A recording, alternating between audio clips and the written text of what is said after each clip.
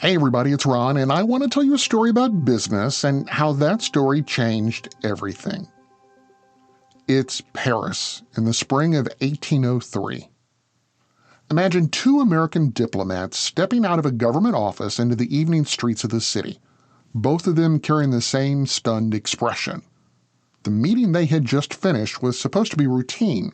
Their job, after all, was fairly limited. President Thomas Jefferson had sent them to France with a clear mission: secure American access to New Orleans and protect the young country's right to move goods down the Mississippi River. If it required money, they were authorized to spend up to $10 million to make it happen. That was the assignment. But the conversation they'd just had inside the office had turned the entire negotiation upside down. Now, to be fair, no one recorded exactly what happened next. Historians don't know whether the two men walked straight back to their lodgings, continued the conversation along the street, or did what diplomats in Paris have been doing for decades: sat down in a cafe or a wine house to talk it through over a drink. So we'll just take a little bit of literary license here and imagine them doing exactly that. At a small table somewhere in Paris, Robert R. Livingston and future American President James Monroe sit staring at each other across the table. Because what the French government had just proposed wasn't the sale of New Orleans. It wasn't even the sale of the land nearby.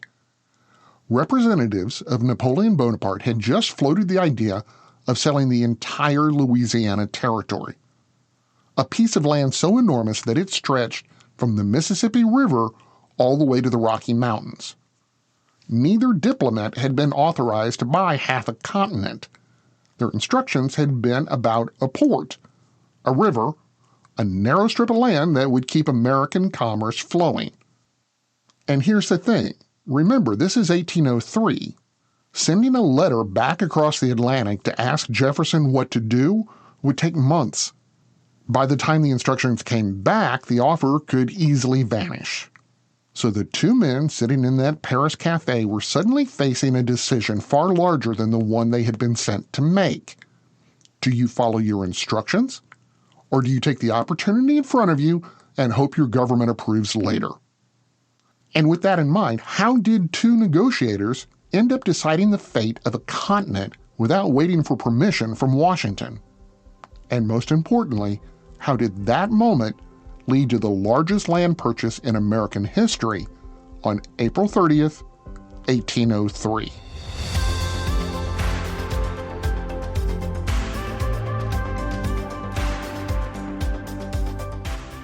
From Business Basics, I'm Ron Trucks, and this is Business History, the daily podcast where we explain the stories that changed business forever.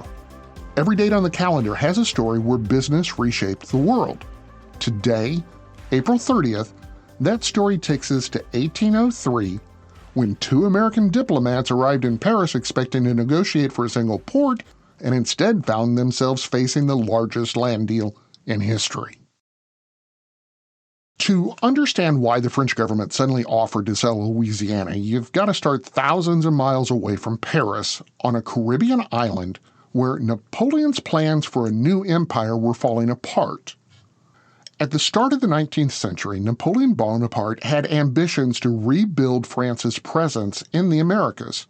The key to that vision was the enormously profitable colony at Saint-Dominique, the island we know today as Haiti. It produced vast quantities of sugar and coffee, and Napoleon believed it could once again become the economic engine of a French colonial system. But by the early 1800s, that plan was collapsing. A massive slave revolt had already been underway for years, and when Napoleon sent French troops to reclaim the island, the campaign quickly turned disastrous. Disease tore through the army, fighting dragged on, and thousands of soldiers had died. By 1803, France was losing its grip on the colony. That failure had enormous consequences for a piece of land far to the north, Louisiana. France had only recently regained the Louisiana territory from Spain, and Napoleon had intended for it to serve as a vast agricultural supplier for the Caribbean colonies. Grain, livestock, and timber from Louisiana would support the plantation economy in what would become Haiti. But without Haiti, Louisiana suddenly became far less valuable. At the same time, tensions between France and Britain were rising again.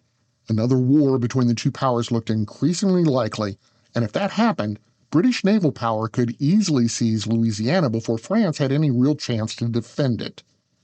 So Napoleon faced a pretty stark choice. Keep a massive territory that France might lose to Britain anyway, or sell it to the young United States and use the money to fund the coming war in Europe. Back in Paris, American diplomats Robert Livingston and James Monroe had arrived expecting to negotiate for something much smaller. All they wanted was New Orleans. They had no idea the conversation they were about to have would involve half of the entire continent.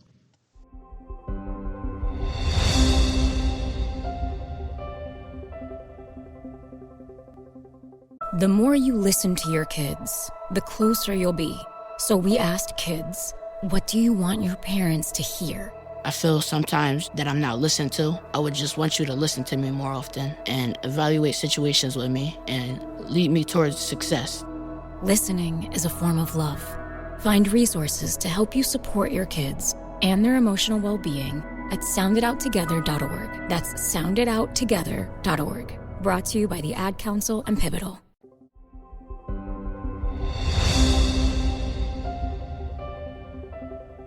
Once the offer was on the table, the tone of the conversations in Paris changed almost immediately.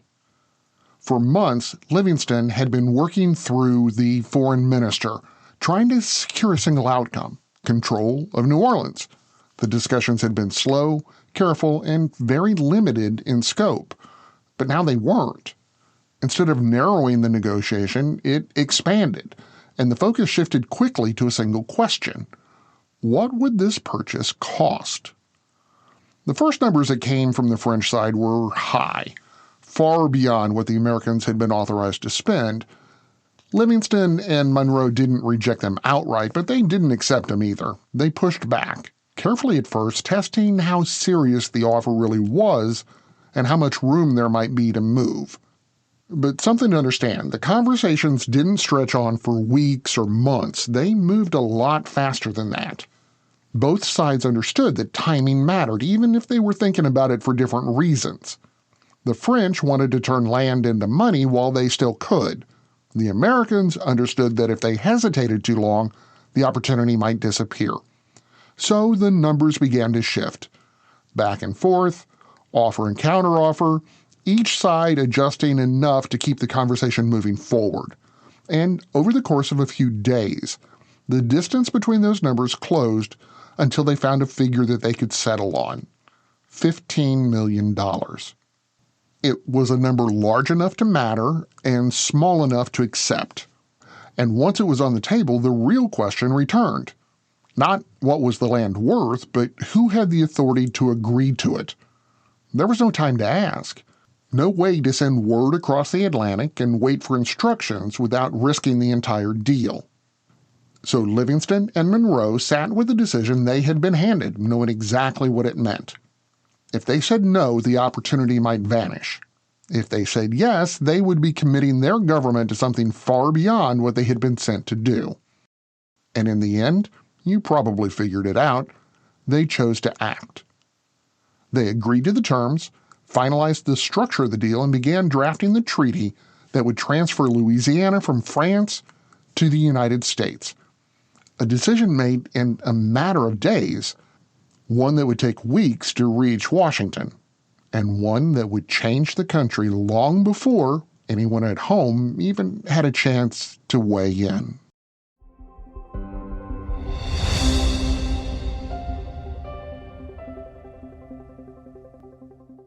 Weight Watchers now offers access to affordable GLP-1s. Weight Watchers has everything I need, from weight loss medications to nutrition support and help with my side effects. With our program, our members are losing more weight with expert nutrition and side effect support. Weight Watchers prescribing GLP-1 medications. It's been life-changing.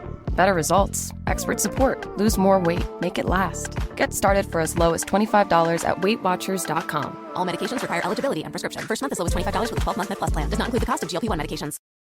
Real talent is defined by what people can do, not where they learn to do it. So by stopping at the education section of a resume, you might throw away the perfect hire. Skills First Hiring helps you see talent others miss, like more than 70 million stars, skilled through alternative routes. Let their story unfold and gain a competitive advantage, because hiring managers who start with skills are 60% more likely to find a successful hire. Hire skills first. Learn why at tearthepaperceiling.org. Brought to you by Opportunity at Work and the Ad Council.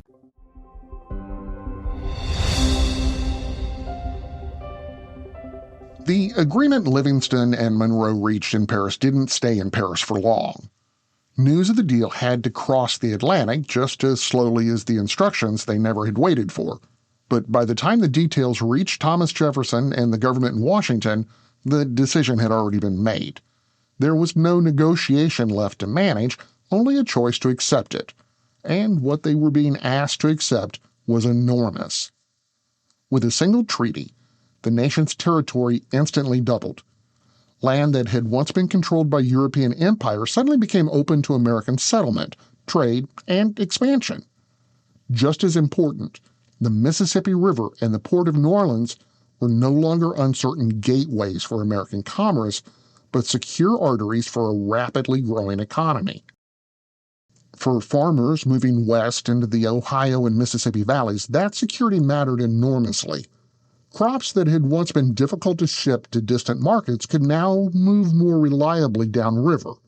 Grain or timber and eventually cotton flowed along the Mississippi towards New Orleans, where the goods were loaded onto ships bound for Europe and the Caribbean.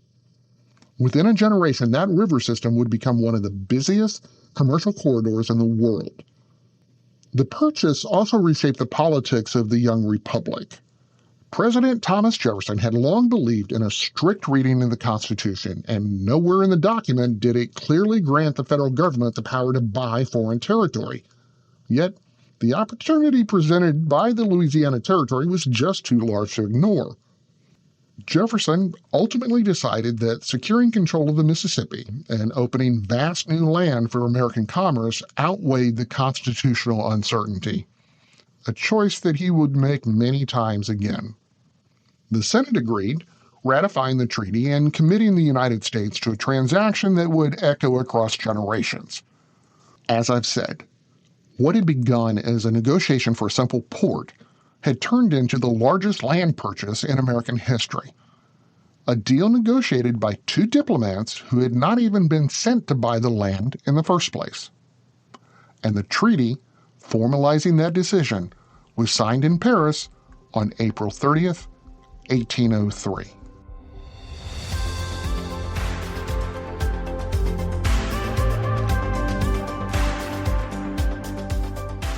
I'm Ron Trucks, and this is Business History, the podcast that finds the turning points behind the headlines.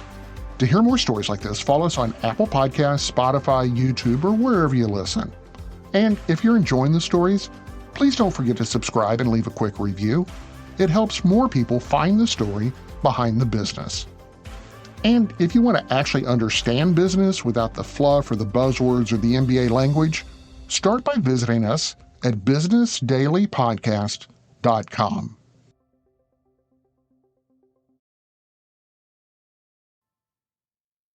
Mom, can you tell me a story? Sure. Once upon a time, a mom needed a new car. Was she brave? She was tired, mostly. But she went to Carvana.com and found a great car at a great price. No secret treasure map required. Did you have to fight a dragon? Nope, she bought it 100% online. From her bed, actually. Was it scary? Honey, it was as unscary as car buying could be. Did the car have a sunroof? It did, actually. Okay, good story. Car buying you'll want to tell stories about. Buy your car today on Carvana. Delivery fees may apply.